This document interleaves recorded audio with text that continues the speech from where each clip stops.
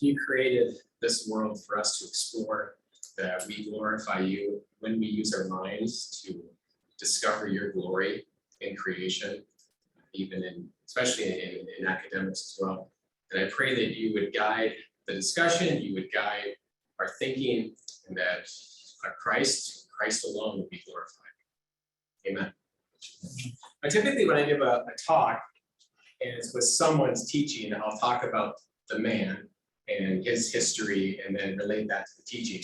And I do think there's something to that. You can't really divorce the teaching from the man, but I have to do it. So I don't have enough time to go through it. And that hurts me because I have so many stories, and I love talking about Wittgenstein from a wee young lad to, but we just can't do it. But if you want to get into that, Ray Monk wrote a book, Ludwig Wittgenstein, A Duty and Genius, which is probably the only one you really need to read. It's big, but it has everything you need. And so I would encourage you to read that if you have interest.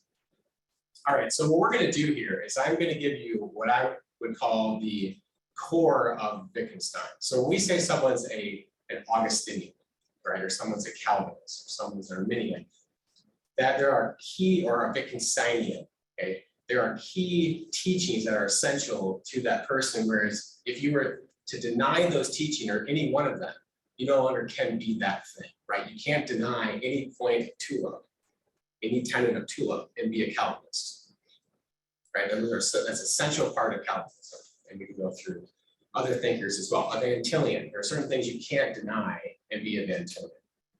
I think for Wittgenstein, for the later Wittgenstein, and when I say Wittgenstein tonight, I'm talking about later. This is 1929 to 1951, what Wittgenstein did after his retirement his first retirement from philosophy.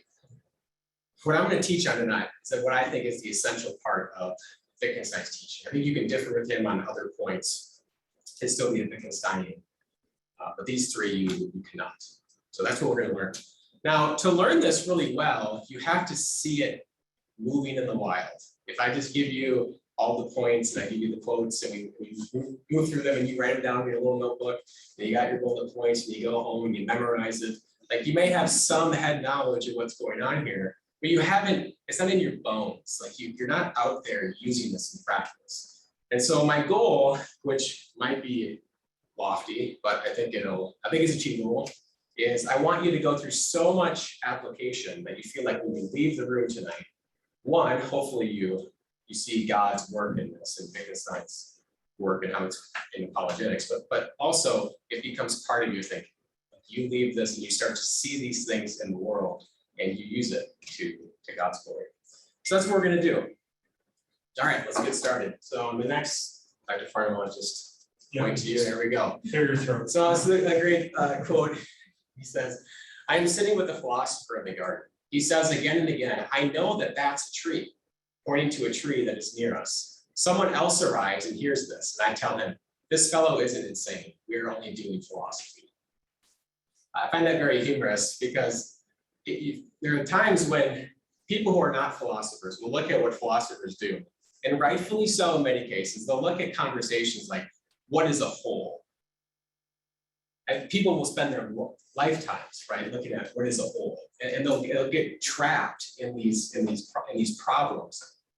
And the common man comes along and he looks at what they're doing, which is respectable, not really, but right, and it's paid, and has a society around it, and it's looked at as being something of worth. And the common man looks at that and says, well, that's just junk, right? This is a waste of time. And he's right, okay? He's absolutely right. And so Wittgenstein, he saw this in philosophy, and he wanted to let the fly out of the fly ball. He wanted to free us from these traps. And I think he does in many ways. Go to the next slide. So here is his thesis, if you will. He says, we are interested in language as a procedure according to explicit rules, because philosophical problems are misunderstandings, which must be removed by clarification of the rules, according to which we are inclined to use words. So basically, all philosophical problems are basically just misunderstandings of the use of language. That was his thesis. Now, I don't think that's true in total. Like, I don't think that's true of all philosophical problems. he thought they truly all were just that, misunderstanding. But I think many of them are. And it's not just philosophy. Many times it's problems that come and grip us, whether it's an immature 13-year-old student in the classroom, or it's your boss who's being argumentative and he's abusing language. Okay, like it's the whole spectrum of people. So I think this is a true blessing to us. So we're going to get into that. Go to the next one. He says the confusions which occupy us arise when language is like an engine idling, not when it is doing work. Go to the next one. For philosophical problems arise when language goes on holiday. So the problem is, okay, so language, if it goes on holiday, obviously it's not doing its work. It's not communicating meaning. So things are, the engine's idling, right? Just sitting, not doing work.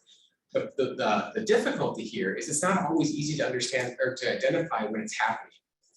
You can be in the midst of this struggle and you think it's something profound. It's a big problem that you're working on.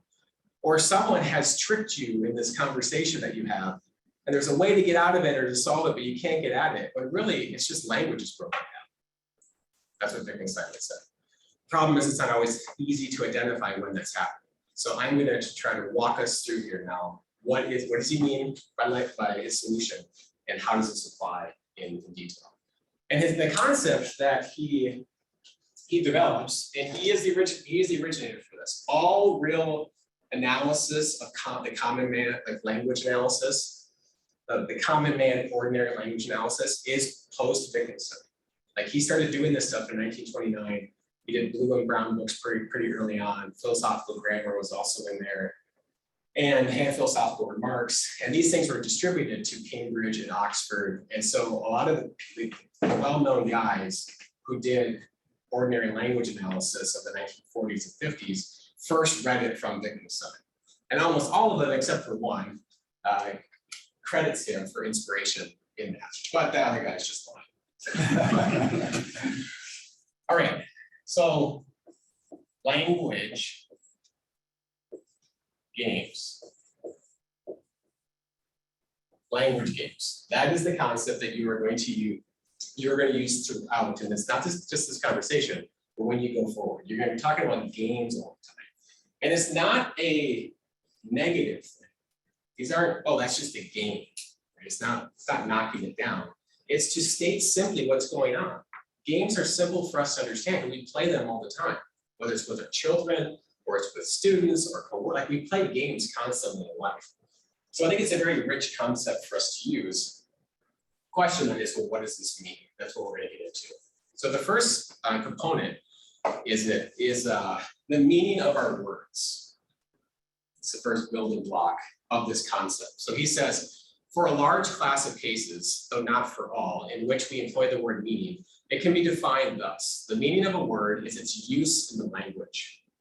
The meaning of a word is its use in a language. This is the first key component. There'll be three of them. So it shouldn't be too hard to even remember if you don't have notes. Okay, so the meaning of words is defined as the use of words. And that's not for every word. Okay, that's why he says, though not for all. There are exceptions to this. But in general, you can relate to this, right? If you are a Protestant talking to a Catholic and you talk about justification, his use of the term justification is radically different than the Protestants' use of justification. And that creates problems in communication.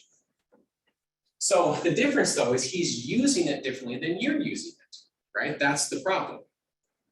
You guys following with that? Okay. So and how do we know what we mean? We'll look at what we're doing.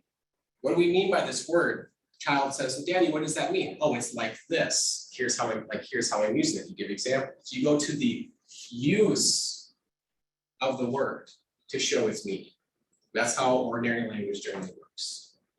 That seems simple and it seems obvious, and it only is because now what was obvious in your life is now just being stated plainly, which is the best kind of wisdom. All right, so go to the next one. He says the philosophical concept of meaning has its place in a primitive idea of the way language functions. This is a key point, that when you're looking at the use of words, you want to look at language as a unit and look at what it's doing. How is it behaving? Go to the next one.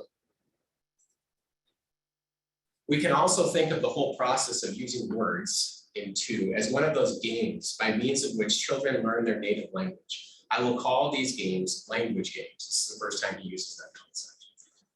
So the use of words, we have many words, right? We have many uses. You put them all together and it's a language game. It's this game that we play. So if what's your name again?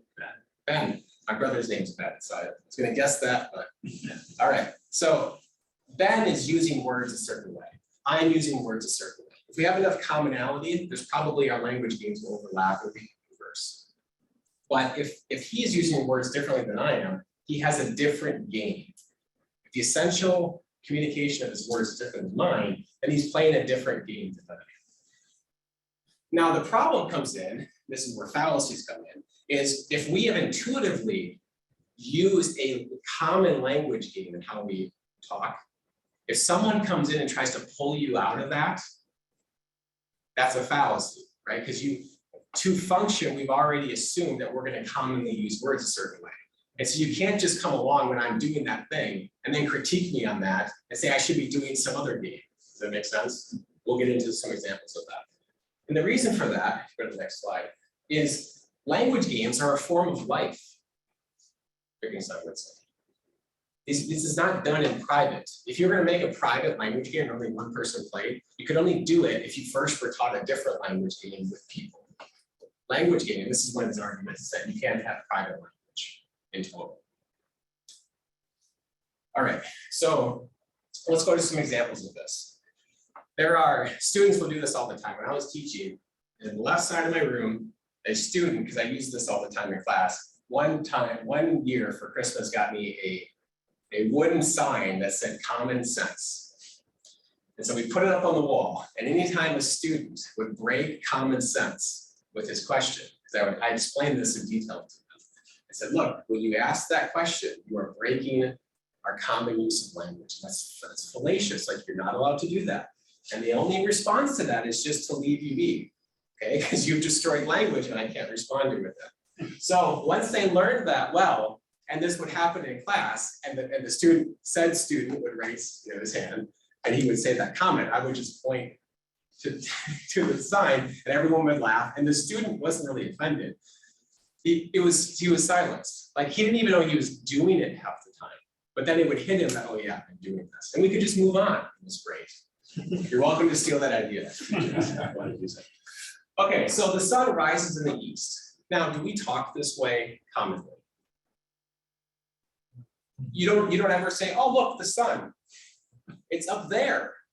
And now it's over there. Of course we do, right? That's how you have to. From our vantage point, it's very economical to talk about the sun rising and setting. If you were not allowed to do that, life would be greatly hindered. Science and all sorts of things that we're doing. Does that make sense? Okay, so it's common sense to speak that way. Now, when you speak that way, does that mean you are denying that the earth goes around the sun? No, of course not. But a student, so this is what a common sense kind of thing. So you talk about the sun rising in the east, setting in the west. A student raises his hand trying to be smart and says, Mr. Kaus, the sun does not rise in the east. We go around the sun. That's not acceptable. That's not intelligent. That's just stop. Okay? That's not okay. He is trying to go against our common use of words. He is saying, you, Mr. Kaus, operating the way I operate to make sense of the world. You are causing an error, sir. You need to be pulled out of that game and put in a different game that talks about a different vantage point, right? Being outside of the earth and looking at how, where it's rotating. So that's fallacious, okay? Because he has to speak that way to life. He's not actually against that way of speaking, and it's commonly accepted. Okay, the same thing happens with atheists, constantly with scripture. They do this all the time when they try to do exegesis. So Genesis 1:17, God made the stars and he put them in the firmament of the heaven or the sky. And they say, oh, this primitive Bible. I mean, come on. They think there's like this rigid dome up there in the sky and the stars are somehow inside of it. And like, they're there. If we could only fly up there, we could touch them. It's primitive people. Look, just read Genesis 1:17. Look, it says it's in the sky. Well, of course it says that. If you're standing on earth and God made the stars and all of a sudden they appear in the sky, you can say, look, the stars, they're in the sky. No one would come and say, come on, dude, they're not all in the sky. I mean, the birds are flying up there. They're not in them. That would be dumb, okay? That's not acceptable. So when an atheist comes along and critiques the Bible in this, he's breaking the language game. This is not acceptable, sir. The Bible's written for us to understand it from our vantage point. It was for us, not for God. He doesn't need it. It's for us. So of course he's going to use these common expressions that are very economical for us to understand the world. And in no way does this deny that the earth revolves around the sun at all. If you go to the next one. Psalm 96:10. The earth is stable under our feet. It does not move. Something that rather a bunch of psalms on this. Is that effective to talk that way? Of course it is. You have to think that when you walk. If you were constantly terrified that the earth was moving underneath your feet, you couldn't function walking. I don't know how you get through life. Just always be worried that all of a sudden it's going to slip by and you're going to hit your head or something. So let's say there was an earthquake and it gets done and you're lying on the ground and then relieved, you say, oh, I'm so grateful the earth stopped moving. And some jerk comes along and says, technically the earth is still moving. Right? That would not be acceptable. Okay? And that's absurd, right? It's just as absurd to say that about scripture when it talks this way. Of course, you're going to relate God, let's say word being unchanging, or his majesty being, or his rule being unchanging, to the foundation of the earth. It's the thing most relatable to us as we're walking. It doesn't move. It's what we use foundationally to function. It's perfect to use. And it's natural to our language game. So stop doing that. You're misusing language. It's not acceptable. You don't deserve exegesis at that point. You don't deserve it. You deserve a lesson in language. That's what you deserve. Okay, so go to the next one. The Euthyphro dilemma. Okay, it's a similar problem. So is anyone, are you guys familiar with the Euthyphro dilemma? So this was raised in Greek culture, right? So it wasn't a Christian culture, where the gods are arbitrary, right? All these gods are arbitrary. So it's a legitimate question for Plato to raise. But what will happen is unbelievers will take this dilemma and insert it into the Christian language game as if it functions the same way. And it doesn't. And if you would just look at this problem in a Christian language game, there is no problem. It's like this is something that should never arise. If you correctly state this in the Christian language game, there is no dilemma. You don't even think about it. So is something good because God arbitrarily wills it to be good, meaning the opposite could also be good. He just so happened to choose this over that. So it's arbitrary. Or is something good in and of itself, apart from God? Now that's a dilemma for these finite, arbitrary Greek gods. It's not a dilemma for the infinite, unchanging, holy, majestic God of the Bible, where his will always reflects his unchanging, perfect nature. Now, you may not believe in this God, I understand, but for a dilemma to be a dilemma for a Christian, you have to do it inside the worldview.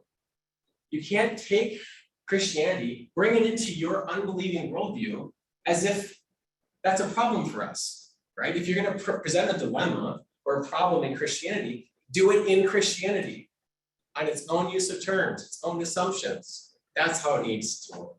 So this is not a dilemma because God's not arbitrary and he's unchanging and he is perfect, good, and righteous, holy. So there is no dilemma. It's not a dilemma. Okay, but all of this happened because of misuse of language. The modern use of this, I'm saying, after the Greek use of the Greek.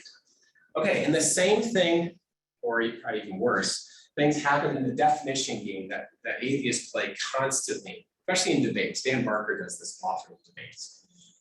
The definition game, you can probably guess what this is. So all you do is you ask a Christian to define some term he's going to use in his presentation, like soul, or maybe omnipresence, not as much, omnipotent. They use that. And all they're trying to do is to get you to give a definition. They don't really care what it is. Then what they're going to do is they're going to grab some word in that definition, ask you to define that. And then when if you would still be silly enough to continue this game, which I've done, I'm a sinner at that. If you give another definition, then they just pick another word in that definition. And what they're hoping to do is for you to give some word that's circular, right, that you used up here. So it's just circling back on itself, and then when you didn't know what you were talking about. Or you stop and you can't give any further definitions, which they give them the same conclusion. Okay, this is completely fallacious. This game is not acceptable at all. The first problem with this is you have to have undefined terms. It is impossible to define all of your terms. Any argument, which can be systematized, has undefined terms. Every system has undefined terms. Even important ones like set and set theory. Set has no definition. It's undefined in set theory. Is it meaningless? So this is crude. This is immature. This is dumb. This is not acceptable. So if you come to a debate or you're engaging with a Christian, don't do this. This is not how you function. This is not how anyone functions. Language has to have undefined terms.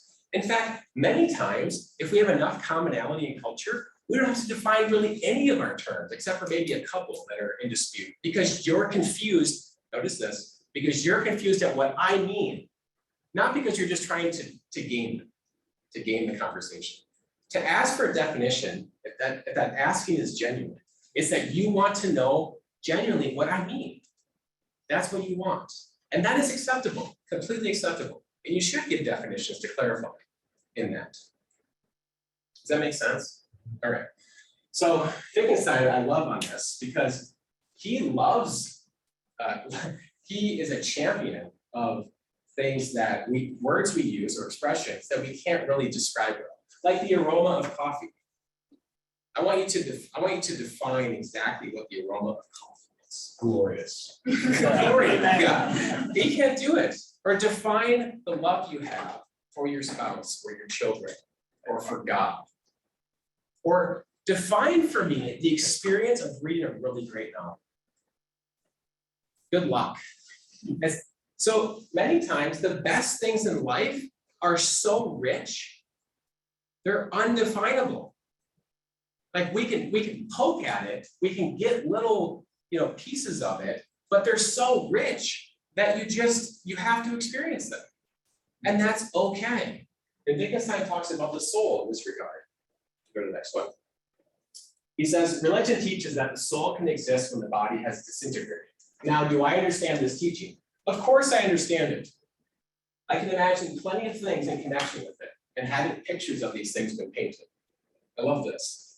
I mean, how many times have you heard atheists make fun of Christians because they can't accurately define the human soul? And Wittgenstein's going, what are you talking about? Of course I can know what that means. How can you not understand what we mean by atheists? Come on. You may deny that human beings have a soul. Fine, and we can talk about that. You're wrong, but we can talk about that. We can at least talk about that. To say it has no meaning is just childish. Of course it has meaning.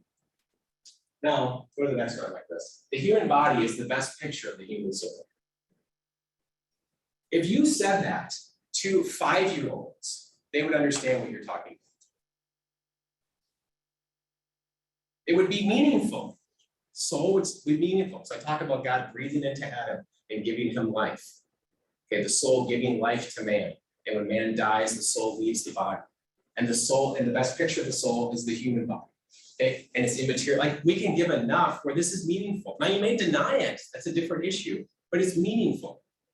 And if you want to construct a language game such that that's not meaningful, fine, but I don't have to play it. I'm not obligated to play that game. Okay, go to the next one. All right, so here's the next point. This is really important. So the first one, you guys, do you have some flesh on the bones of that? Right, the use of our words, this is really important. The common use of our words is many times the foundation in which we use other words. And people who go against that better have a pretty good reason for that. Okay, many times they don't, but they want you to use relations. Okay, the second thing, language games are limited. They are limited. They do not have infinite reserves. The resources are limited. You cannot do whatever you want with language. It is limited. It has walls. You cannot go through them. If you try to, you'll hurt your head and it'll destroy the game. It has limits. Our language game has limits. Like this, he says, here it is difficult, as it were, to keep our heads up, to see that we must stick to the subjects of everyday thinking and not go astray and imagine that we have to describe subtleties, which in turn, we are after all quite unable to describe with the means at our disposal. Many times problems arise in theology and philosophy, etc., because we think that we're getting to some subtlety that's really meaningful, when really we've left the limits of language. We don't have means at our disposal to handle this. And so we get lost in this pseudo problem. It's not really a problem. If you would just understand that you can't answer it, you'd understand it's not really a problem. Like, language cannot function that way. And here's a great example of this. The next one. So literacy. We understand when a child is illiterate, and we understand when a child is literate. And these are not hard things to understand. We see this phenomenon all the time. Do you know the exact moment when literacy is said to have happened? No. Give me that moment. Give me the sentence. And then what word in the sentence was when literacy, the spark came on? And if you can give me the word, then what happened in all the words prior to it? How would he know what that word meant if he didn't understand all the words that came prior? Okay, now you could say, oh, that's a great question. I'm gonna spend 20 years researching that. No, you're not meant to understand the answer to that. The language cannot give you that. So don't ask those questions. We know what it means when you're literate, and we know what it means if you're illiterate. So what's the problem? Move on to something interesting. That's not interesting. The next one. This is one I think I actually made up. I think I made this up. So if I haven't, someone can correct me later. Probably when I'm dead, someone will correct me. But I think I made this up. So when is it said that you have entered into a room? I used to do this with my students all the time. So when has Mr. Kaus entered the room?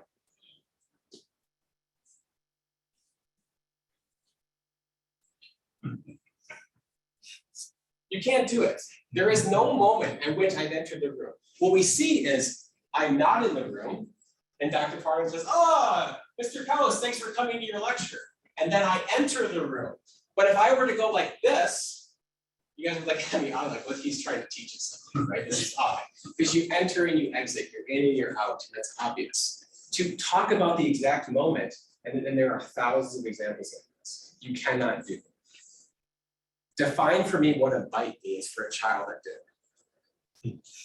Give me the exact weight of the noodles, how many noodles, combination of marinara sauce. Give me, and then the size of the spoon. Give me everything. Of course, you don't know that. But you say, take a bite, child takes a nibble, and you say, no, a bite. And then he knows what to do, right? This is all the time in our language. And children, when they're being sinful, and adults who are sinful, we will many times break this. We will break this. It's a misuse of language. And it's not like some abstract sin. You're going against how God designed us to think. You're sinning against God in this. Okay, so the next one. I had all these graphics for like, this is gonna move up, things are gonna appear. Okay, just have to imagine the graphics of this. Okay, so infralapsarian versus supralapsarian debate. Who's familiar with this in Presbyterian history? A couple. Okay, so let me describe this briefly. All right, so we talk about God. I think the same kind of error is going on in this debate. But the problem is when Christians encounter the error of like, when exactly did this happen and so forth, these limits of language, they then run and start doing bad things. They don't know they're doing it, but they start to get into areas that cause confusion. And in theology, it's the most dangerous area to speculate in, because now all of a sudden you can create heresy very quickly. I think it was a Calvinist said, McMahon's Hearts and Idol Factory. It's also a heresy factory. Okay, that's what we do best. All right, so infralapsarian versus supralapsarian. So we look at God, and I'm going from a strictly Presbyterian. God willed the world into existence. It was a free choice on his part. He did not need the world. Okay. He chose to create the world. Not just the world, but the whole story. Okay. Everything that comes with it. Everything on to the infinite future. So he willed this to happen. And often we talk about that as the decree. His decree to create the world. That includes everything. Now, what gets dangerous is, and I just heard a theologian today, not today, but a present theologian, who said the decree and the decrees in the same sentence. He went from decree to decrees. Now, that's not inherently wrong, but it can become very problematic when you start to break it up into parts. Because if I say God decreed the world and he decreed the fall of man, that doesn't mean I need to break up the decrees just because I said the decree with a specific example. Does that make sense? So scripture talks about the decree of something individually. That doesn't mean we can break them all up into individual decrees, as if God worked through a list as he was decreeing, right? But that's the image that comes into your mind if you start making these plural. The decree, you break it up and you make it plural. Well, that's what happens in this. So Presbyterians, Reformed, and this is actually prior to that, but start talking about the order of the decrees. Is there an order to the decrees? And so infralapsarian works from the fall to election. So God decreed, obviously, creation, then he decreed the fall of man, and then in light of that, decreed Christ coming and dying for his people, and then the elect through that. Okay. He decreed, though, in light of the fall. Supralapsarian would say that he decreed the he decreed the fall in light of the elect, right? He first chose the elect without the fall in mind, and then he worked his way back to the fall. Does that make sense? And there's heated debate on this for hundreds of years. How much pen has been spilled over this debate? Okay, now, the problem with this is God, and they'll try to say this, they'll say, well, it's not a temporal order. God's not bound in time. And they think this is somehow better. They say it's a logical order. That's not any better, folks.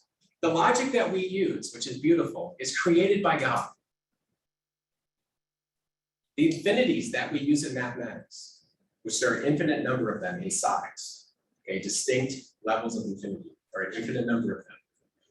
God is not infinite in any way identical to those infinities. He's like it in his infinity. He's not identical to it. God is logical, like the logic that we use that he gave us, but he's not identical to our logic. His logic is not identical to our logic. We have to reason from truth to truth. That's how we're made. So the logical order, that's our logical order. We have to go from one thing to the next. That doesn't help you by saying, well, the logical order. That's the same problem as temporal order. That's no better, people. And this confusion, Dan Till talks about, not this specific one, but with his doctrine of analogical knowledge, which wasn't original to Van Til, but I think he has the most significant advance in it. I would say it's top 3 theological teachings or innovations of the 20th century. It's huge. It is very important. Analogical knowledge. So Christians must also believe in 2 levels of knowledge. The level of God's knowledge, which is absolute, comprehensive, and self-contained. And the level of man's knowledge, which is not comprehensive, but is derivative and reinterpreted. God is absolute, comprehensive, self-contained, doesn't need you. We need him. All of our knowledge is reinterpreting God's knowledge. So it's not identical or univocal to it. It is not totally different. It's not equivocal. It's analogical. It's like it. So that's what analogical knowledge is. Every bit of our knowledge, everything we know to be true is analogical of God's knowledge. Okay, so Wittgenstein perfectly meshes with this. God's language game is not our language game. Ours is like it. It's not the same, and it's not completely different. These two concepts go perfectly together. Analogical knowledge, Van Til, and language games of Wittgenstein are complementary. They go together. And what happens, I love this quote by Van Til. Top 5, Dr. 5, especially in theology class. All the heresies with respect to the Trinity may be reduced to the one great heresy of mixing the eternal and the temporal. That many times, and this is heresies even outside of Trinitarian heresies, many times the problem comes in because we get stuck in our language game and we try to take God and put it in our language game. Or we try to become inside of God's language game, which is impossible. And so we mix the eternal and temporal, or in Wittgenstein's vernacular, we mix God's language game with ours, or ours with his.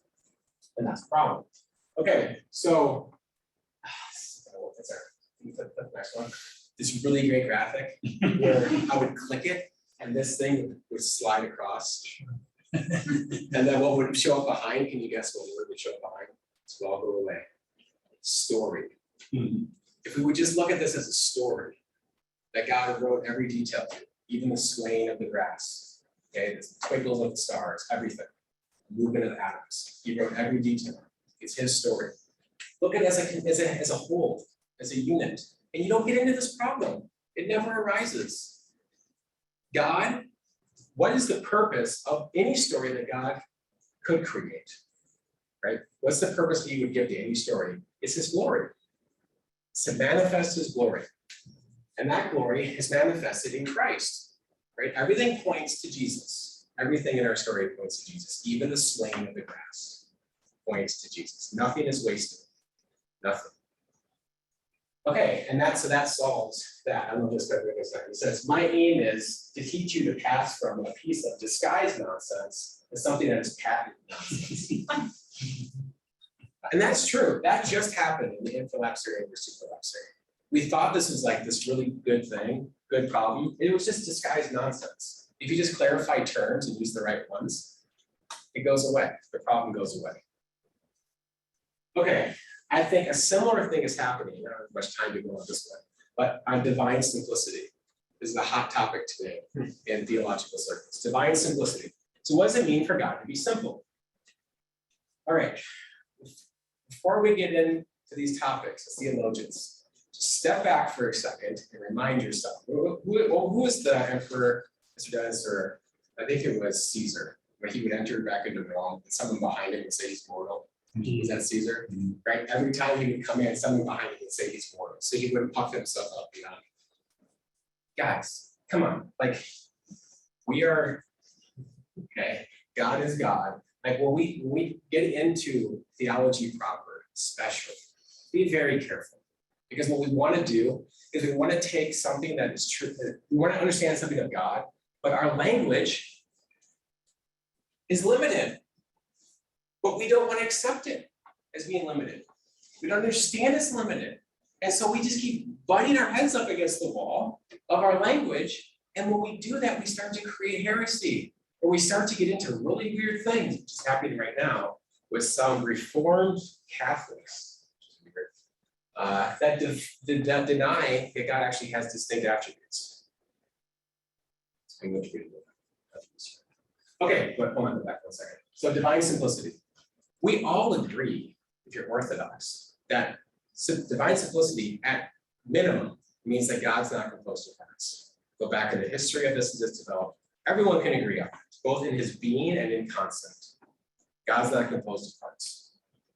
So we all agree on that. And that's meaningful, right? If when I say that, you can understand what that means in a little bit. It's meaningful to you. What has happened, though, as we have tried to go deeper in this topic, all sorts of things have happened, and none of them have created clarity. Either you had clarity, but it denies basic tenets of Christianity, what we know to be true of God, which is obviously then not true, or you get into all sorts of like immature, like denying logic kind of stuff that is more prone to some Reformed people. Okay, you just get into dumb things. All right, if that's happening, one of two things is probably the case. One of them could be, we just can't go deeper in this. And that's okay. Move on to something else. So just stop. Now, I don't think that's true of this. I do think we can go a little deeper. I think, and I just gave you a little teaser. I think I worked a little bit on this. I think the problem is what we mean by identity.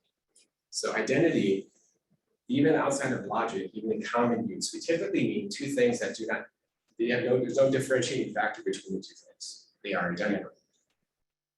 Well, if you say that if attribute A is identical to God's being, and God's being is identical to attribute B, then by hypothetical syllogism, you could say A is identical to B. See how that works? Right? So if A is identical to God's being, and God's being is identical to attribute B, then A and B are identical. And so are all of them the attributes of God are identical then to each other, because they're all individually identical to his being. Does that make sense? If we say, okay, and some of the greatest theologians in the history of Reformed theology have said things like that. Now, to their credit, they haven't defined identity in that work. So they probably meant something a little, if they would explain this to them, they probably say, well, I don't mean that. Okay, but now as a critique of them, they didn't really say what they meant, okay, which is also a problem. I think what they want is more of the term equivalent. When things are equivalent, you can't pull one away from the other, right? Because they all imply each other. Okay, so God's infinite in his love, and he's loving in his infinity. All the attributes are in each other. You can't separate them. You can't pull them apart. But clearly they're distinct. I have a story. I was in a class one time, and we were going over this, and this guy who's a very gifted theologian, at least in the eyes of many, and he's written like one of the best books on this, again, according to the eyes of many. And he's talking about divine simplicity. And he says God's not composed of parts, which everyone knows that. This is not new. He taught us nothing new with this. You've written the book on this, so you should give us one. That's reasonable, right? I paid $1,000 to take your class. You should give us one. All right, so he doesn't. He sits there, but providentially, I do think this is providential. In the class, he calls in this girl to give a definition. I think it's divine omniscience. And she gives the definition of omnipotence. So she gives the definition of omnipotence, but it's supposed to be for omniscience. He corrects her in the class and says, no, that's the definition for this that you're supposed to say. Okay, so we have a break. I submit a question during the break. This is well overseen, unfortunately. He comes back and I said, specifically, like, can we get more on this? And he talks about identity. Like he gave some of that together. These would be identical together. I said, now look, if they're identical, then how could you correct her? Crickets. It's like, I want a refund. Come on. Like if you're at least admit you don't know. Okay, give me something. Like it's absurd, right? If all the attributes are truly not distinct, then you shouldn't correct anyone when we start talking. You can't talk about God. All right. All that to say, I think that's what's going on. Analogical knowledge is a quick plug for someone in a master's thesis, whether it's here or somewhere else, someone, hopefully before I die, has the time to write a paper on the complementary nature of Van Til's analogical knowledge and Wittgenstein's language groups. Someone needs, this would be original. This is a unique contribution, meaningful contribution to theology and philosophy. Someone write this paper, please. It would be great. If Ben was disappointed with his thesis, maybe he could work on it. Yeah. For an hour. You really can't understand analogical knowledge really well if you don't understand language games. And you can't truly appreciate language games if you don't understand analogical knowledge. Relation to God. Can't. It will be incomplete. All right. Now we're getting some philosophy. This is one of my favorite topics in philosophy. All right. Getty A scenarios. How you guys doing? Is this good? Do we have a good speed here? Is this too much? Am I going too fast? No. Engage. Great. Here we go. Philosophy. We're going to shift down to philosophy.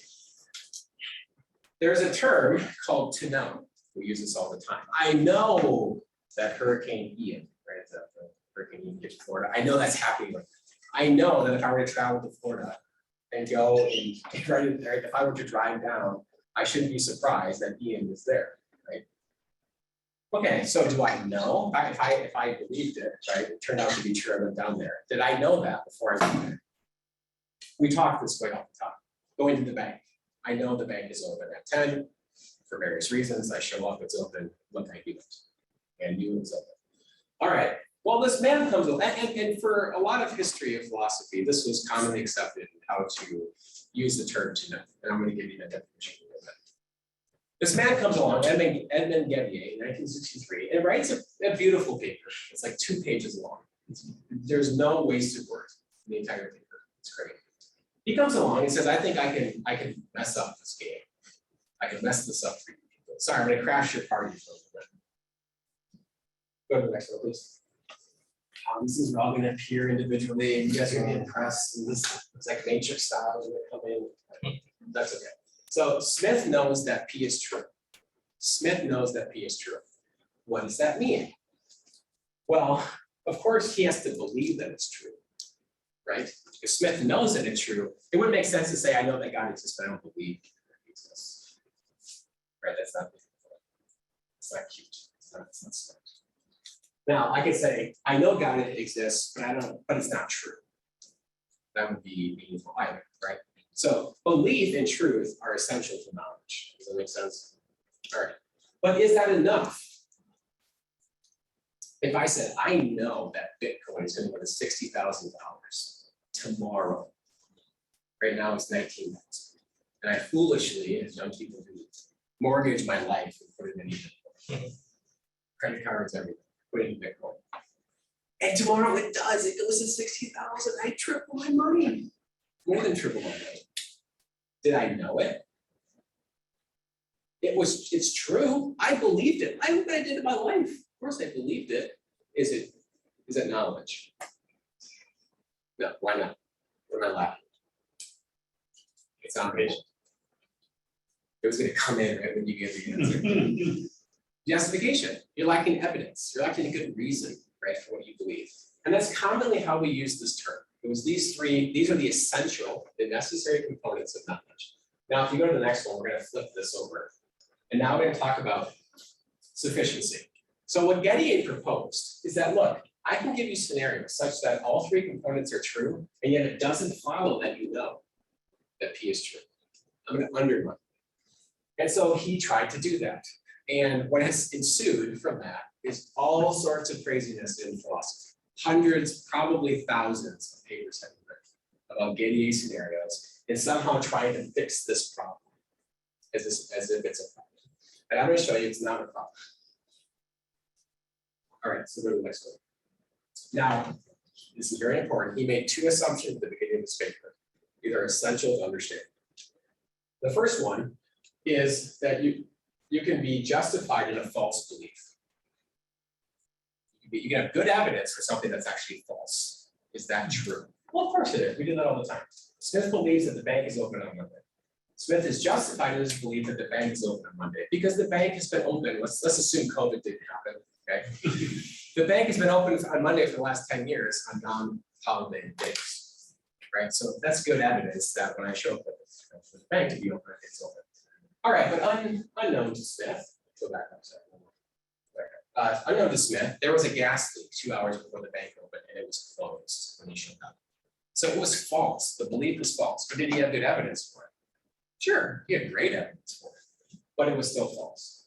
Okay, that assumption is not really denied, and rightfully so. You really can't give that up. That seems pretty basic to how we use the words.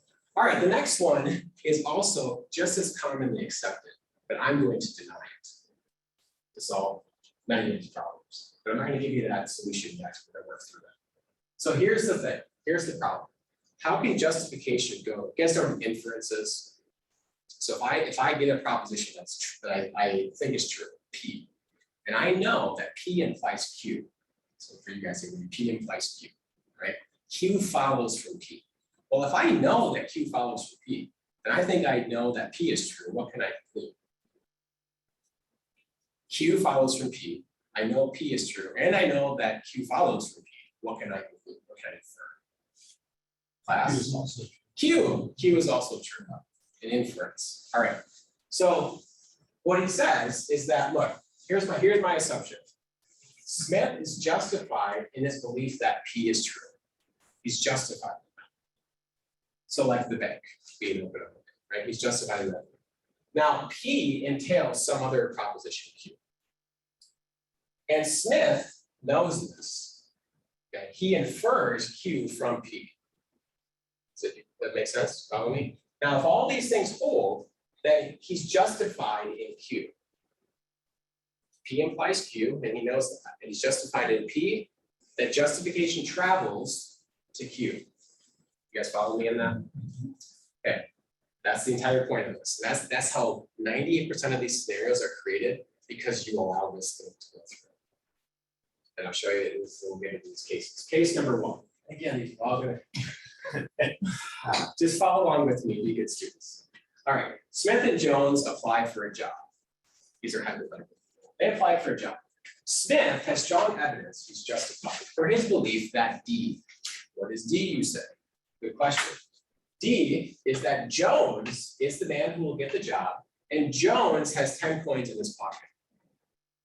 So Smith believes that, and he has good evidence for it. Jones is the man who will get the job, and Jones has 10 coins in his pocket. You guys with me? All right. Now, what's his evidence for that belief? His evidence is that the company president told Smith that Jones will get the job, and Smith, 10 minutes ago, counted the coins in Jones' pocket. That's kind of weird, but that's his scenario. Okay, he wrote this, I mean. All right. So Smith has really good evidence that this is true, correct? All right. Now, Smith deduces E from D. He deduces this proposition from D. He deduces the man, now it's general, the man who will get the job has 10 coins in his pocket. All right, so Smith then has strong evidence for his belief that E, right, according to that assumption, the justification travels now to E. All right, well, here's the problem. Uh-oh, Smith is going to get the job, not Jones. Shocker. And Smith has 10 coins in his pocket that he didn't know about. So E is still true. The man who will get the job has 10 coins in his pocket. All right, well, Smith believes E. E is still true, and he just admitted that he was justified in his belief that E, but would really say that he knew it. If this evidence came out, would you say, oh, good job, Smith, you knew it? Of course not. We would say you didn't know it. And why is that? Because it was of luck. All of this is based on that it was Jones was the man, not him. But you agreed to that assumption, foolish person. And so now you're in this problem. All right, go to the next one. Case number 2, same thing. Smith has strong evidence for his belief that F. What is F? Jones owns a Ford. Or if it was today, Jones owns a Tesla. Smith's strong evidence for F is that Smith has always remembered Jones owning a Ford, and Jones has just given Smith a ride in a Ford. Great evidence for this. Smith has another friend named Brown, of whose whereabouts Smith is totally ignorant. Okay, so this guy Brown he's also friends with, who's somewhere in the world, Smith has no idea where. So Smith selects 3 places at random for Brown's location and constructs propositions G, H, and I. These next 3 propositions, and they are these. Either Jones owns a Ford or Brown is in Boston. For H, either Jones owns a Ford or Brown is in Barcelona, or I, either Jones owns a Ford or Brown is in Brest-le-Tasse. But that's how I'm going to say it. All right, so he constructs these 3 propositions. Now, why does he believe these propositions, class? Is it because of the right side of the disjunction? No, it's because of the left side of the disjunction. That's key here. But all he's doing here is using common inference and logic that if you know P is true, and you know the disjunction of P and whatever you want is true. Because the disjunction and or statement is true when at least one of them is true. They don't both have to be true. Either God exists or I'm Superman. That disjunction is true because God exists. I am not Superman. Well, that would be cool. All right, so that's what he's using here. That's an acceptable form of inference. That's not to be questioned.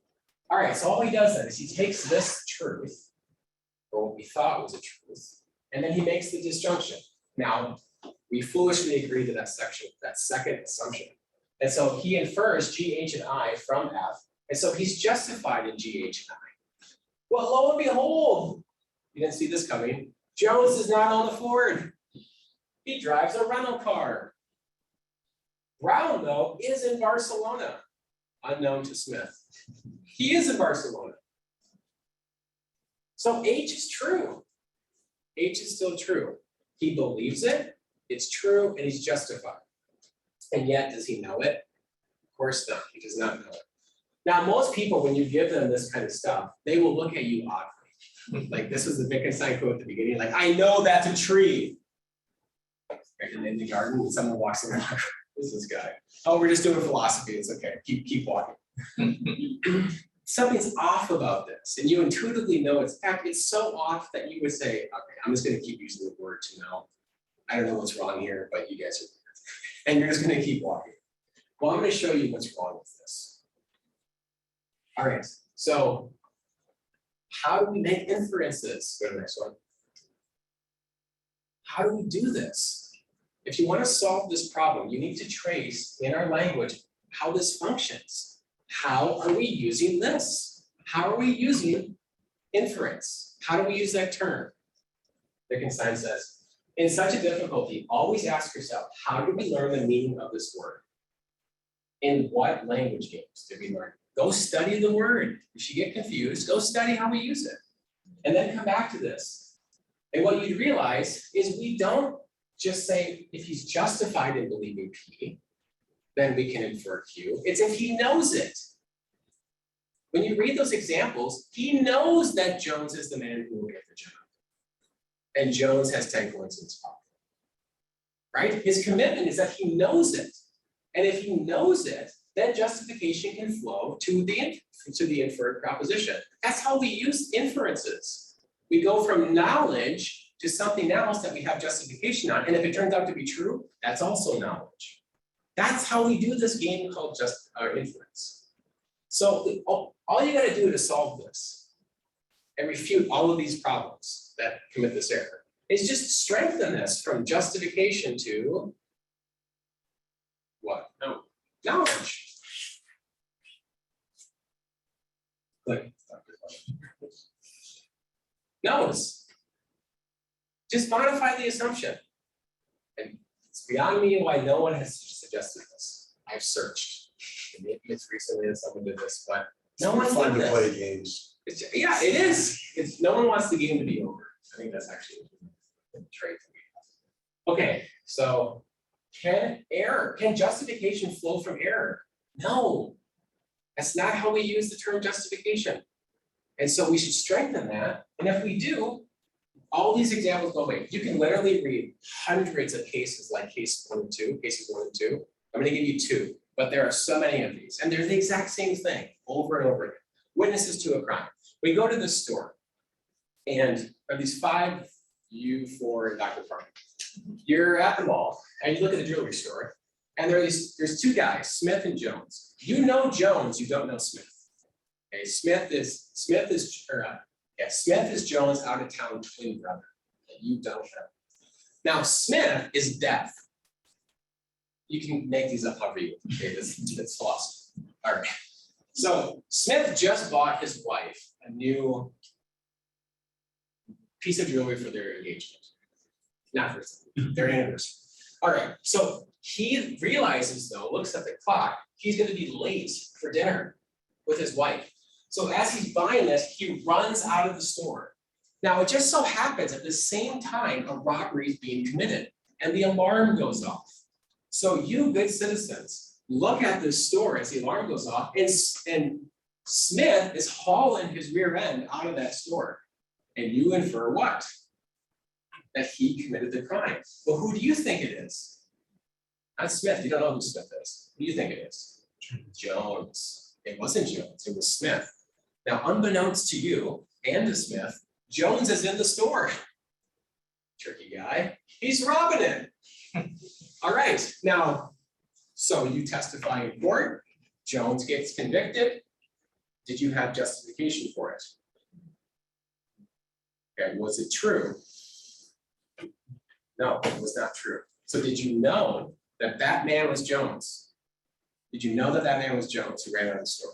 I'm sorry, yes, did you know that it was Jones? No, you didn't. That was false. You thought it was Jones, it was Smith. So that inference breaks down. The justification doesn't flow to then the other proposition, Jones is the man who committed the crime. Does that make sense? The whole thing breaks down. The scenario doesn't work because I strengthened that assumption.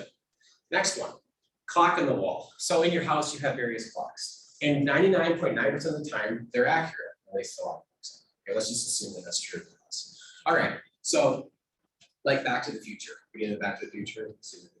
All right, so these clocks are all reliable for the most part. It just happens to be that there is a clock though that just stopped at this moment of 3 o'clock, and you looked at it and you read it as being reliable. And you concluded that it was 3 o'clock, and it actually is 3 o'clock. Okay, it is correct. It is 3 o'clock. Are you justified in that belief? Yes, because all of your clocks are typically accurate. It just so happens to be this one that you look at is not. So you have good evidence that is a working clock. Is it true? No, that clock you assume to be working and just then displaying 3 o'clock accurately. It's not. And you infer from that falsehood that it is 3 o'clock in the world. Does that make sense? That's the inference. It's a false perception. Okay, so did you know that that clock is working? Correctly registering 3 o'clock? No, you did not. And so the inference breaks down. You can't use it. If you strengthen that assumption, 98% of Getty scenarios just completely go away. They are no longer relevant. The game, I'm sorry, folks, is over. Now, the last one gets into this. I love this Wittgenstein. He says, if rule became exception, an exception rule, this would make our normal language games lose their point. If you take our words, which we need to function in a reliable environment, if you insert them into an unreliable environment, of course they're not going to function well. It wouldn't make any sense to put them in an unreliable environment where exception becomes rule and rule becomes exception, and then critique it as if it's not functioning well. Of course it's not functioning properly. Look what you did, sir. Oh, it's going to be a nice. All right, so imagine you have this sterile environment, like the moon. Has anyone read That Hideous Strength? Yeah. Yes, wonderful, wonderful novel. So the moon and That Hideous Strength, the sterile environment. Imagine you took a tree and you put it on the moon in that book. It'd be odd, right? Trees aren't supposed to function. It's sterile. Life does not live there. So why would you put a tree there, sir? Right? That's not smart. It doesn't belong there. And that's the second assumption that the rest of the Getty assumptions or scenarios make, is that we're allowed to take these words that function in these environments and put them in any environment we want to. And if they don't hold up, then it's a problem. We've undermined knowledge.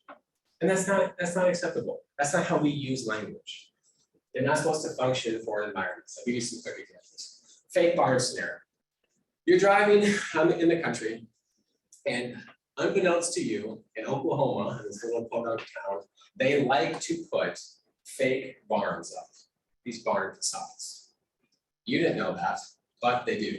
And so this 3-mile radius of a town has all these fake barns up. Now, you're driving through the town, but they leave one up. They actually have one real barn. And you're driving through and you point at that barn and you say, oh, the barn is red. Look, Johnny, that barn is red. Now, this is different though, right? Because notice, it's true. It is red, and that's really a barn. So it's true, and I really believe it. That is the red barn. Okay, what am I lacking though? Justification.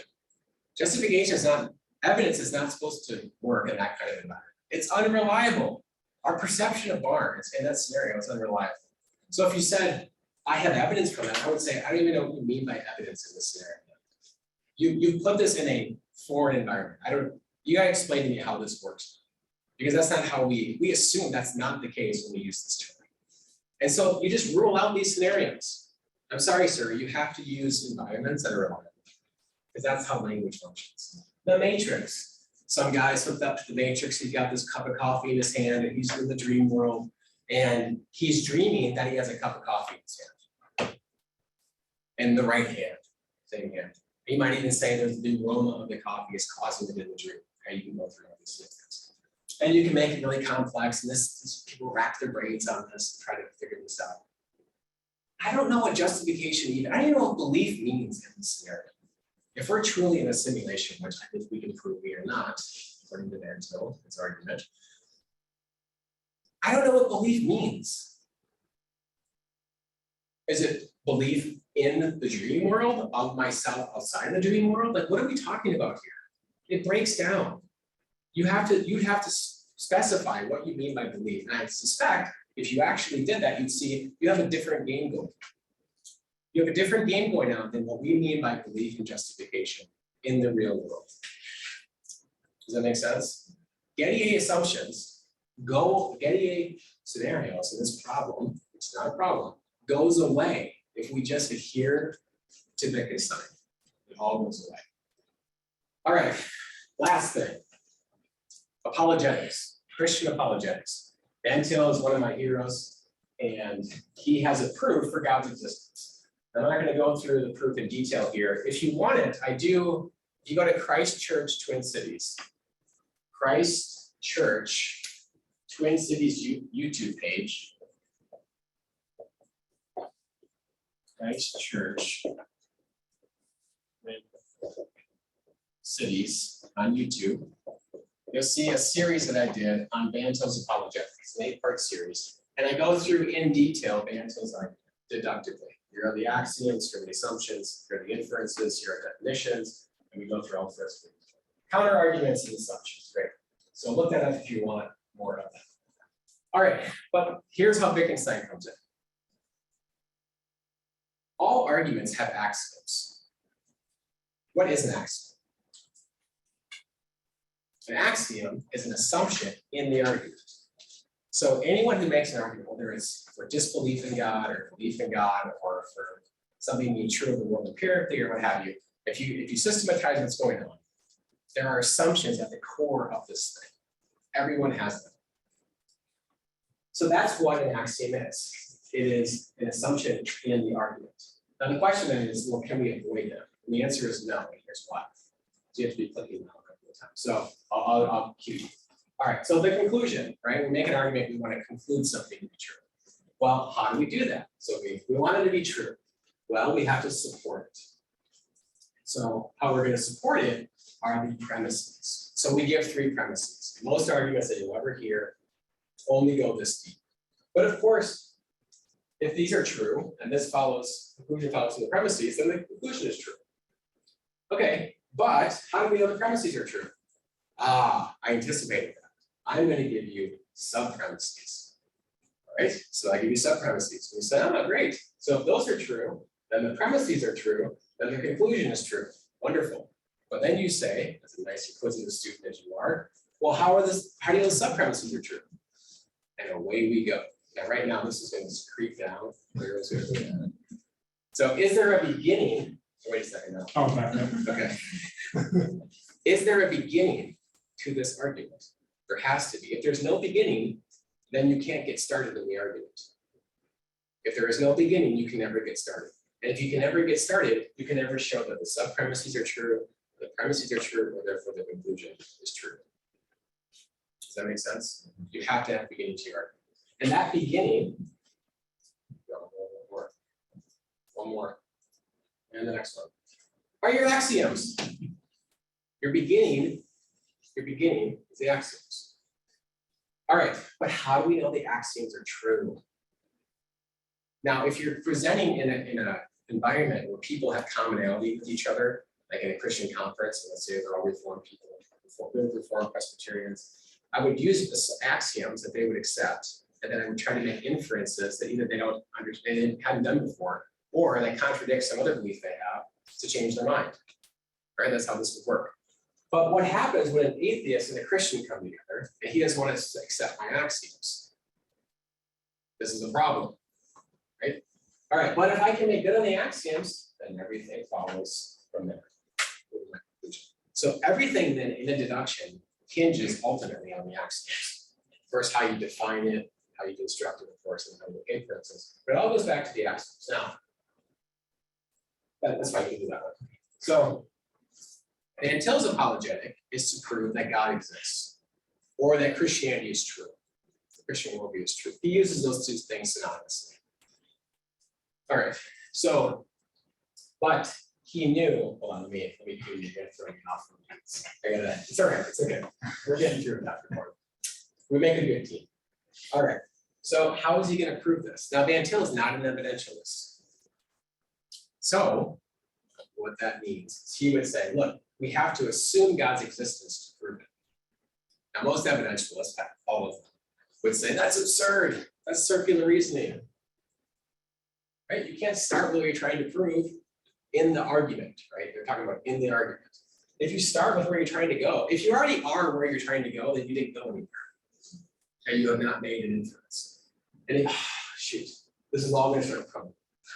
All right, well, we can't do that. So just click and go back. Okay, so circular arguments do not work. Formal circular arguments or begging the question do not work.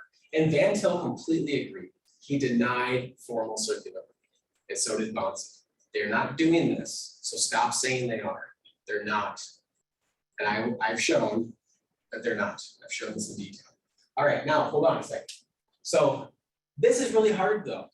How do you prove your axioms? You can't say, well, God exists, therefore God exists, and it's not going to work. So if you got to use axioms that still lead to the truth that God exists, but you were biased in picking them.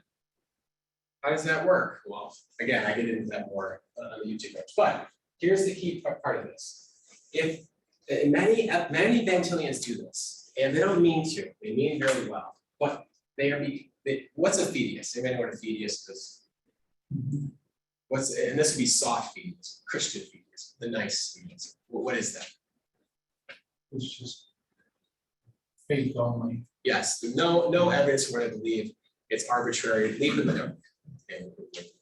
Now, they say, I don't really have a good reason for what, I can't give you a good reason. I may have one because God spoke to me personally, but I can't give you one, so I deny apologetics. You can't really do it. There's no way you get evidence for God's existence. All right. Evident, many times Christians, Van Tilians, and brothers in this struggle, if you push them on this and ask them to justify the first premise, which is the most disputed one in the argument, they will get down to some kind of assumptions. And then you ask, well, how do you know those are true? And they'll say, you just have to go with it. That's basically what they say. No! An atheist then can just say, well, here are my axioms. And they say, whoa. And they'll jump on, they'll be a good Van Tilian, they'll go and start critiquing that and say, no, sir, hold on. Let's come back over to your fideism. That's just what I start with. You've given up apologetics. And Van Tilians, many times unknowingly, will do that. So that's not acceptable. All right, how then do we defend the axioms in Van Til's apologetic? Wittgenstein. Who would have thought that Wittgenstein would be the guy to do it? But it is. His doctrine of language use, his concept of language use, is essential for this. Okay, so now we're going to get some Wittgenstein. This is the third component now that we're going to talk about, and that is the bedrock. All language games have a bedrock, which is very important to understand. All three of these are necessary, of course. You can't do everything. The bedrock is huge. So Wittgenstein says, if I have exhausted the justifications, I have reached bedrock, and my spade is turned, then I am inclined to say, this is simply what I do. Most people will look at this quote, including Van Tilians, and will say, see, he was just like a novelist. Like we just pick whatever starting point we want, any meaning we want, and that's just, look, this is just what I do. That's not what he's teaching. Stop doing that. Stop it. That's not what he means by this. Keep reading in the book. There are other pages that come after the one you're on. Just keep reading. Okay? There's more to come. All right, so what is this bedrock? He fleshes this out in both philosophical investigations and also uncertainty, which is probably almost as important as philosophical investigations. It's the most practical, like easily accessible use of what we're talking about here. Okay, so he says, if he now said, for example, oh, I know what pain means. What I don't know is whether this that I have now is pain. Does that make sense? Someone says, oh, I know what pain is. I just don't know if this feeling right now is pain. course it wouldn't. If you know what pain is, and you know if this is painful, right? Like then to just detach the two is immutable. Wittgenstein says we would merely shake our heads and be forced to regard his words as a queer reaction, which we have no idea what to do with. He's starting to flesh out now this bedrock, this thing that you can't go with. Let's go to the next one. If someone doubted whether the earth had existed 100 years ago, I should not understand. For this reason, I would not know what such a person was still allowed to be counted as evidence and what not. If someone doubts that the earth existed 100 years ago, he's pulling the language game down in the doubt. It would upset what we would call evidence, what we would call reason. Not all doubts are acceptable. Not all questions are good questions. Many of these questions pull down, they destroy the bedrock of language. And so if you destroy the bedrock of language, can the doubt even function? No, it refutes itself. It pulls itself down in the abyss. It's not acceptable. Go to the next one. The idealist question would be something like, what right have I not to doubt the existence of my hands? But someone who asks such a question is overlooking the fact that a doubt about existence only works in the language game. Go to the next one. If a blind man were to ask me, have you got two hands? I should not make sure by looking. If I were to have any doubt of it, then I don't know why I should trust my eyes. If I can't trust that these are my hands, this is my good friend, Mr. Jones. If I can't trust these things, then how can I trust my eyes? How can I trust what's back of mine? The whole thing breaks down. The whole thing unravels.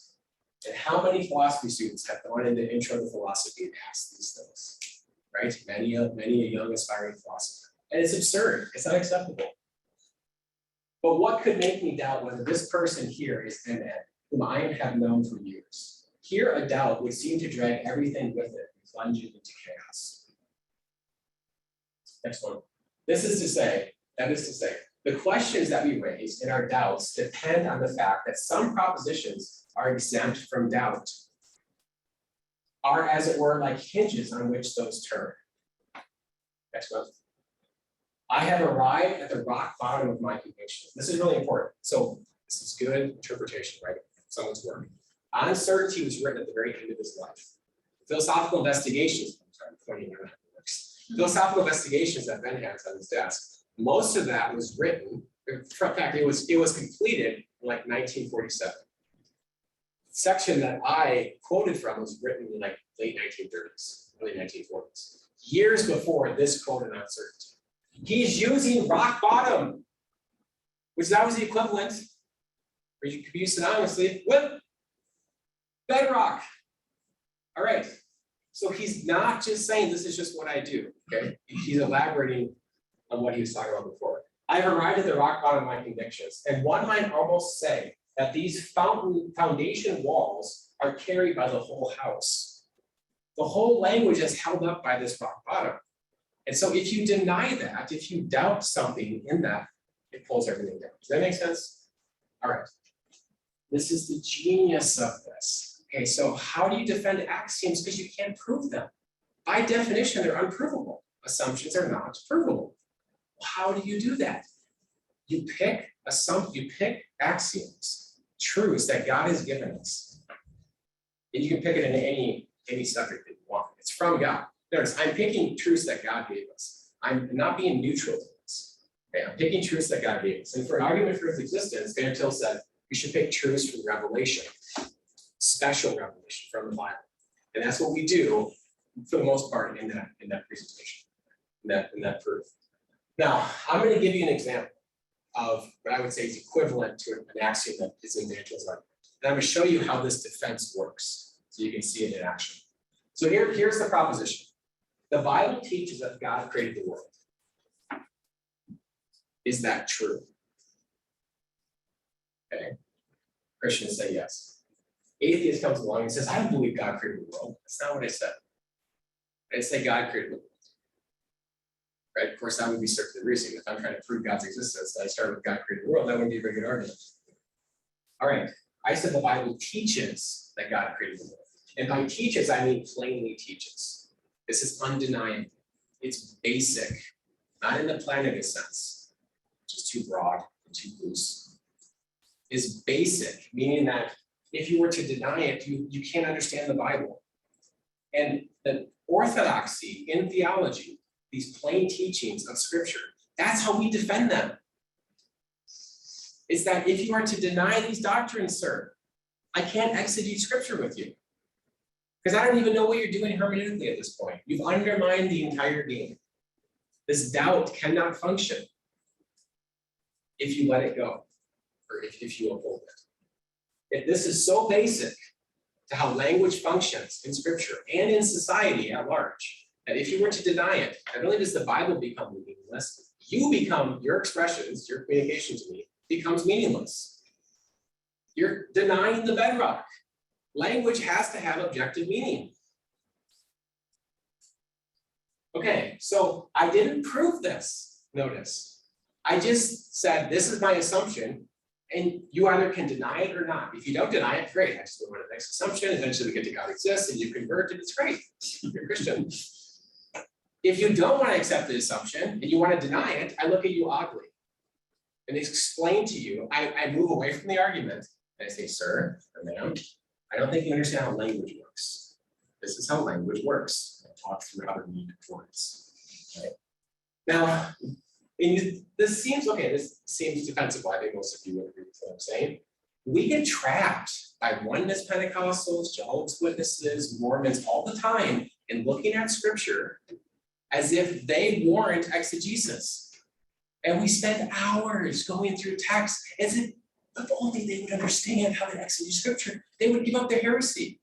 But their error is not exegetical. It's in language. They're denying the game. They don't deserve exegesis. So if I go through Christ's baptism and I talk to a oneness Pentecostal, I explain to him the Trinity working in this baptism, and they give me some absurd thing about God appearing in these different things going on, which doesn't work with the text. It cannot work with the text. I do not then go to further exegesis with him. I stop. I say, sir, I don't understand what you're doing. You need to explain to me what, I don't understand this. What is this game that you're doing? It's foreign to me. You're not using words how we would normally use words. So I'm sorry, but you need to explain this to me. Put it on him to explain how he's using words. I didn't prove this. I don't have to prove that the Trinity is taught in the New Testament. It's obvious. Read the book. And if you don't get it, read it some more. It's plain. It's obvious. Mormons, when they deny that Jesus is the Son of God, and I take them through passages, okay, or they even deny that Jesus claimed to be the Son of God, right? I take them through John 10. Why did the Jews want to stone him in John 10 when he says, I and the Father are one? Why did they pick up stones and try to stone him? And then he eluded them. Why did that happen, Mr. Mormon? Because obviously they took him to be saying he's the Son of God. And then they deny that. They deny it then. And I say, I'm sorry, we gotta stop. I don't know what you're doing. You're doing that thing again. Okay, stop doing that. That's how we need to respond to these people. Understand when they're breaking language, you need to hold them accountable to that. And that's how I would defend the foundation of Anton's apology.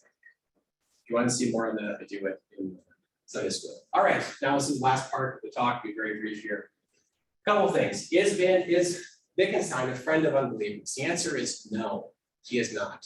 Even though 99.9% of presentations on Wittgenstein are done by unbelievers, which is too bad.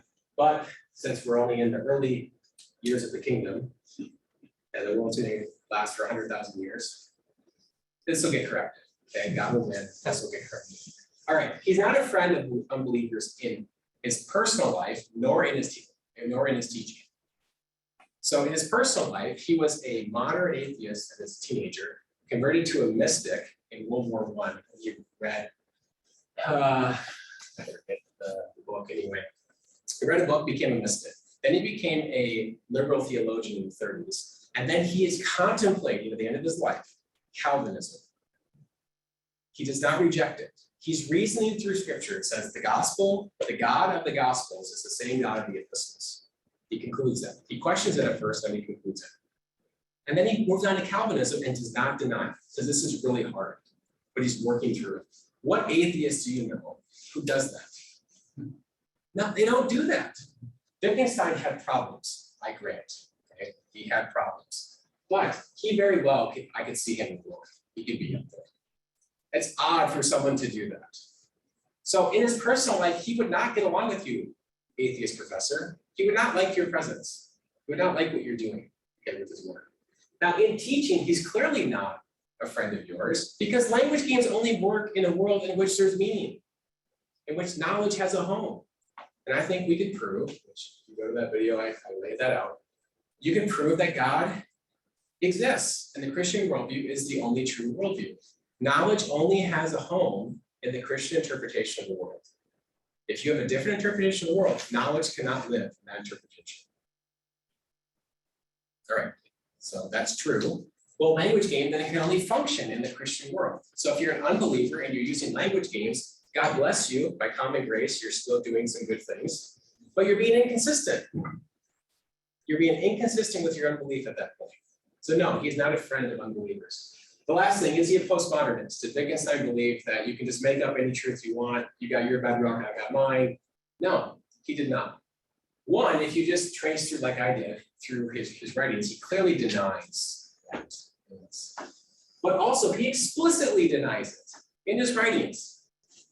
So you are saying, this is early on in philosophical investigation. So you're saying that human agreement decides what is true and what is false. He's posing this as a hypothetical. So you're saying human agreement decides truth, decides falsehood. He says no. It is what human beings say that is true and false. And they agree in the language they use. That is definitive. There is no way to twist that into postmodernism. It's the denial of postmodernism. Now, philosophical grammar, which was written in the 1930s, which was a prelude to philosophical investigations, says this even more explicitly. He says, as long as we remain in the province of true-false games, a change of grammar can only lead us from one game to another, and never from something true to something false. Is Wittgenstein a postmodernist? No. So when you see professors saying, sorry, sir, here are the page numbers, stop saying that. Stop saying that. He's not a postmodernist. He's not the philosopher of our times with this stuff we have going on. He's a gift to Christians. A gift. What we just established here, you can use in so many areas in Christian apologetics. And in the most important area, in proving God's existence, he's essential. You cannot do it without this. Wittgenstein is a gift to Christian apologetics, and yet he's rarely ever talked about in Christian apologetics. And if he is, it's almost always negative. Stop. We need to correct this. So my charge to you is go and use what you've learned. Use it in life and glorify God with it. At the end of Wittgenstein's life, someone said, what's the purpose of your work? And I'm paraphrasing here, but he said, like Bach to the glory of God. Like Bach to the glory of God. Go and do likewise. Thank you, John.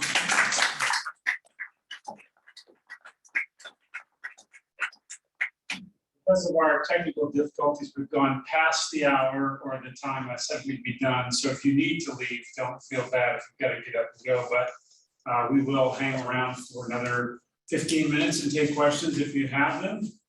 And, Oh, I should give you my email. Yeah. If you want to ask questions or private matter, that's fine. For jkaus12@gmail.com. Just email me. I'd love to talk with you. We could do a Zoom call or something. And I love this stuff. It's a lot of fun. It's great. So you can. This could be 6 months from now. You're using that. It's great. You got a question? Just email me. And yeah, we can dive in. Okay. Questions? Comments? I think I was most fascinated by the fact that these word games only work with the Christian worldview. Yes. And that's really the environment where it functions. I think back to Schaeffer's talk about God words and communication. We don't do the definition. We make these broad assumptions that we're talking about the same thing. And Wittgenstein, unbeknownst to him, is is looking at language and analyze. And he did this in the early Wittgenstein. This is now Wittgenstein's analytic or mathematical logic days, 1911 to 1919, with Tractatus Logico Philosophicus. He was always fascinated with language and the limits of language. Now, what's interesting is this was not made by man. Who made language to function this way? God. Wittgenstein got to the core of how language is used and how God designed it to function. And praise God for that. It's a huge resource. We should be teaching children this. I used to teach all my students this. Just organically, with stuff we come up in class, I would say, aha, you know what you just did? And then we would go through Wittgenstein. It's great.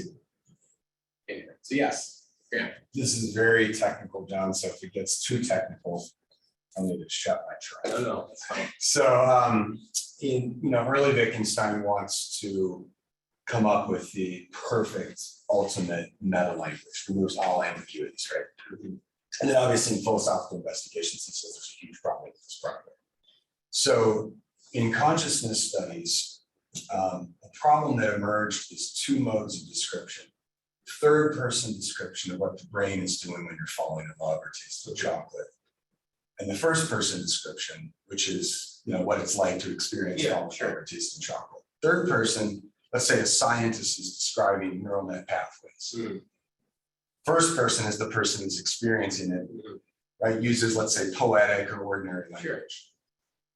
The problem that emerges is how do you unify these two, right? So you have the technical scientific language, and you have the first person phenomenal language. So when you have these two languages, it seems like you need something to unify them. So obviously logic helps to unify them, right? So presumably, as we're trying to unify these two, we have a shared language of logic. We can say this is a bad definition. This is good.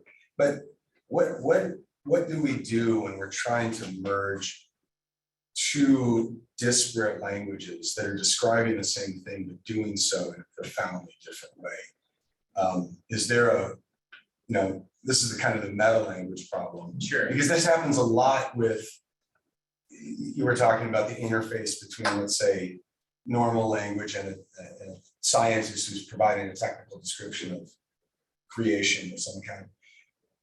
What does it look like to unify those two and to come up with something like a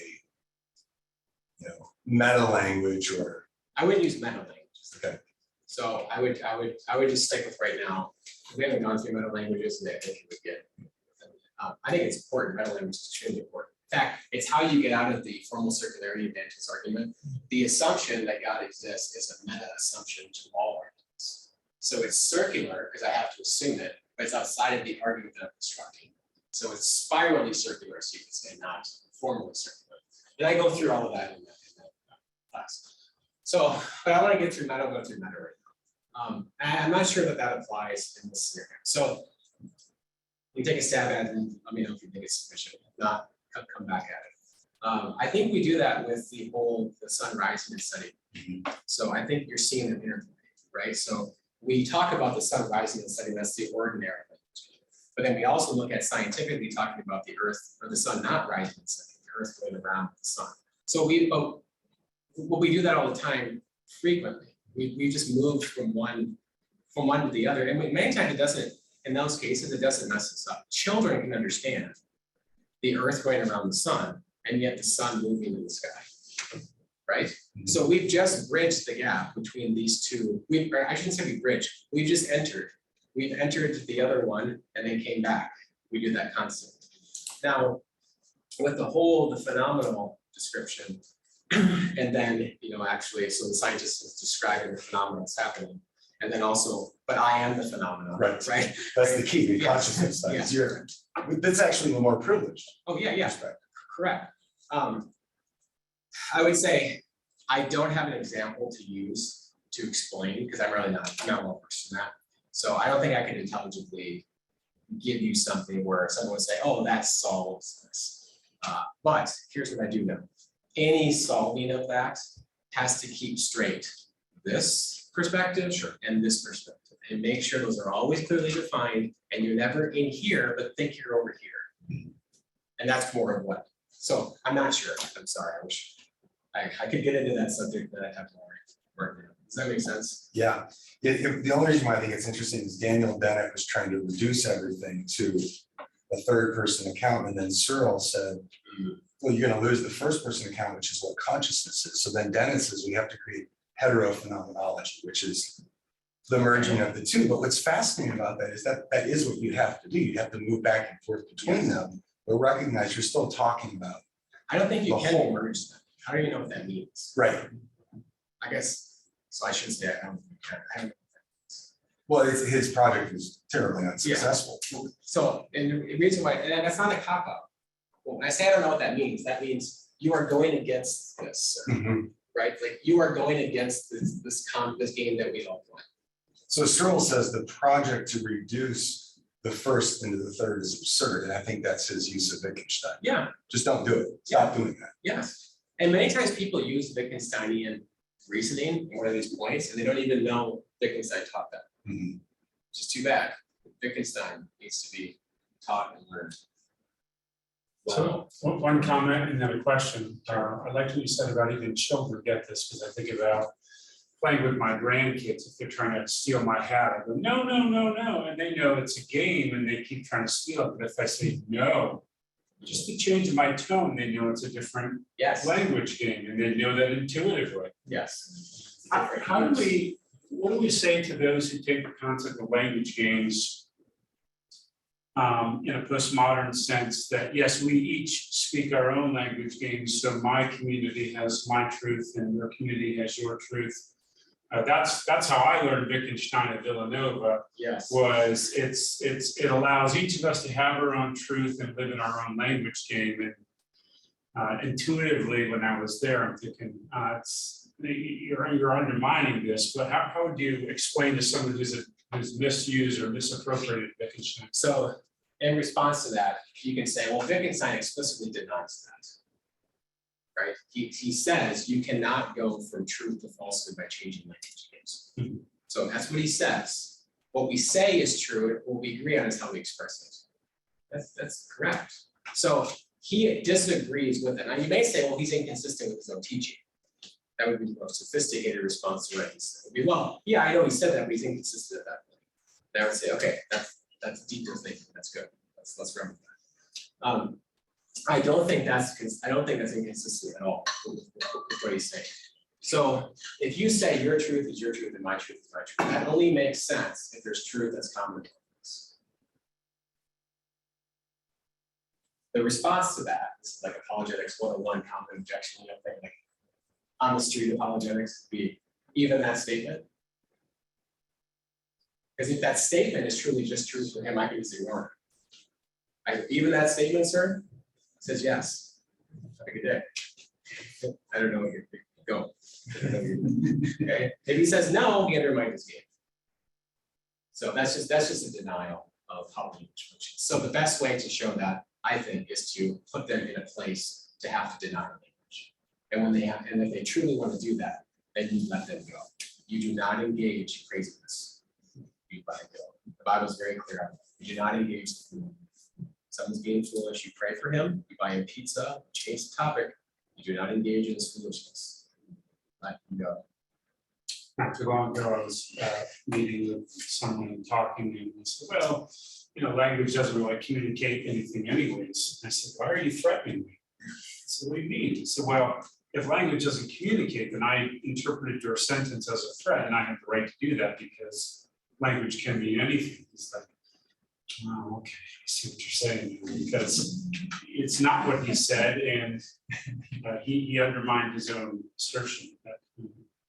I think it's a critique, an accurate critique of our culture. The fact that these objections are so common and Christians are so out to lunch in how to answer these things is evidence of how badly we are teaching our children. We do not educate our kids well. If they are really befuddled on these idiotic responses, What are we doing? We need to educate our kids better. Like this culture that we are living in, which just took insanity up like 3 orders of magnitude in 2019. We are in a different world. The world that was coming in 2100 is already here. Right? God took generations and brought it in 1 year. Generational change in 1 year. So that's what you get with folly. Christians need to know from a young age constantly why that's false. And it should be so obvious and so natural as they function that when it occurs to them, it's just like old hat. But the fact that Christians, not that we should help Christians who have questions these things, but the fact that so many Christians, these are their questions. How do I respond to that thing? I think it's a sad state of our Christianity.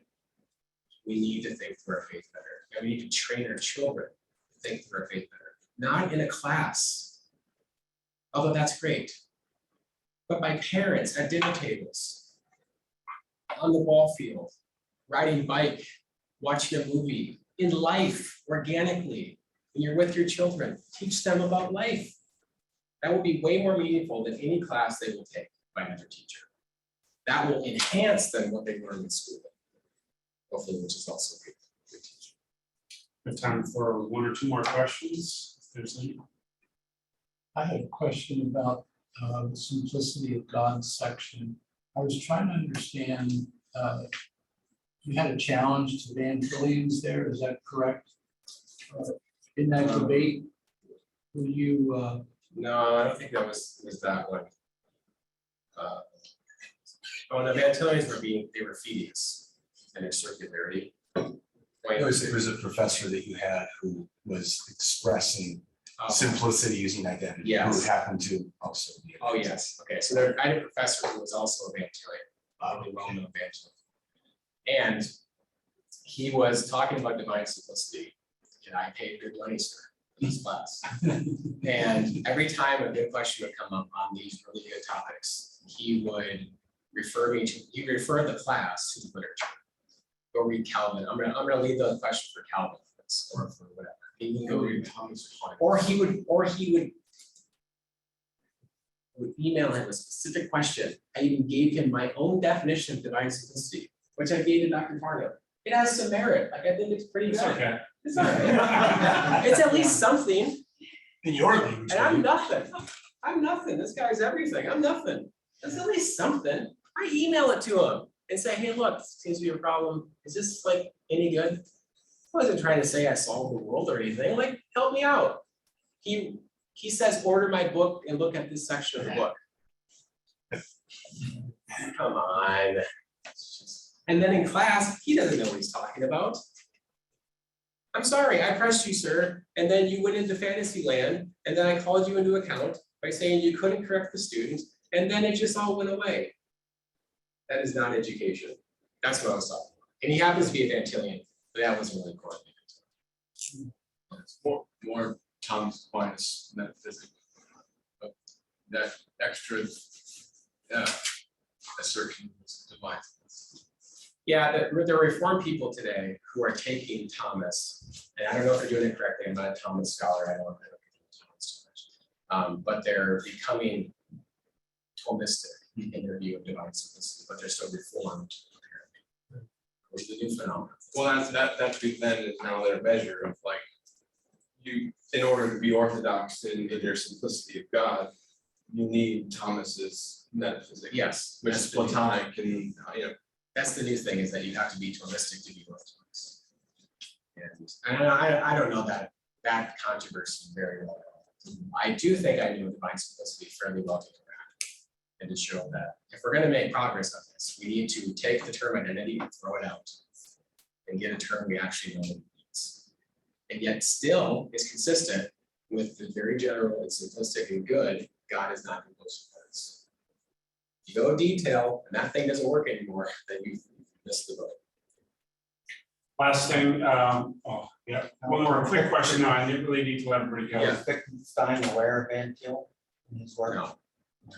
It's a sad thing that Van Til and Wittgenstein were contemporary for 20 years, and Van Til never met it. It's also contemporary with Gödel. They're only separated by Not even 45 minutes. Girdle's down the street. 40 years, Van Til could have talked to Girdle. Bonsing could have met Girdle. He didn't, he's at Westminster. And now they're all dead and I'm here. Let's give John a round of applause. So much for coming tonight. We hope to do this 2 or 3 times a year. To focus on philosophy